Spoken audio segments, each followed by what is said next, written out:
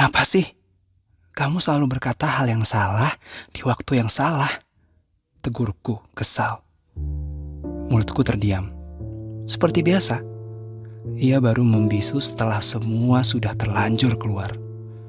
Setelah kata-kata yang harusnya kujaga justru melukai.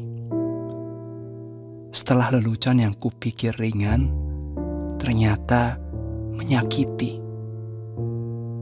Setelah aku ingin menjelaskan isi hatiku, tapi malah terdengar seperti seseorang yang tidak peduli. Kenapa gak ada kursus buat ini? Tanyaku kepada diriku sendiri. Frustasi. Buat tahu apa yang harus kukatakan. Buat tahu isi hati orang lain. Buat tahu gimana cara bicara biar aku gak terus-terusan disalahpahami. Mulutku akhirnya menjawab. Suaranya pelan. Karena berbicara itu belajar, bukan hafalan. Aku hanya mengeluarkan apa yang ada di dalam kepalamu. Aku terdiam. Jadi, ini bukan soal aku tidak tahu kata-kata yang benar. Tapi ini tentang aku tidak cukup mendengar sebelum berbicara. Bukan soal aku tidak bisa memahami hati orang lain. Tapi aku terlalu sibuk memikirkan jawabanku sendiri sebelum benar-benar mengerti mereka. Berbicara itu belajar.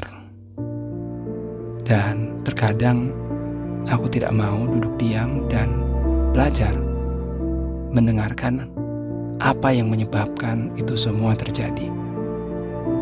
Jadi bagaimana? Tanyaku kepada mulutku dengan lembut.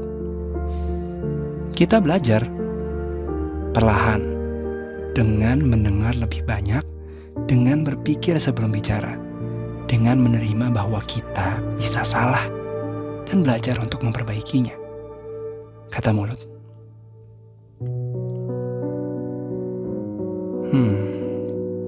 Mungkin dengan waktu dan kesabaran, aku akan mulai menemukan ritme yang lebih baik.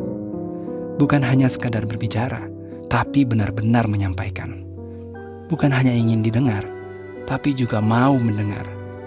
Aku ingin kata-kataku menjadi jembatan, bukan tembok. Menjadi penghubung, bukan pemisah. Jadi, mulai sekarang, aku akan lebih hati-hati. Bukan karena takut salah, tapi karena aku ingin lebih mengerti.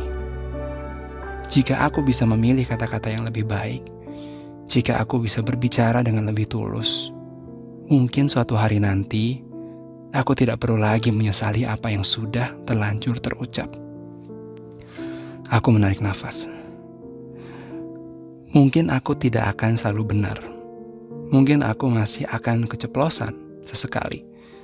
Tapi aku ingin mencoba, agar suatu hari nanti, kata-kataku bisa lebih hangat, lebih bijak, lebih memahami. Agar aku dan mulutku bisa menjadi sekutu, bukan musuh.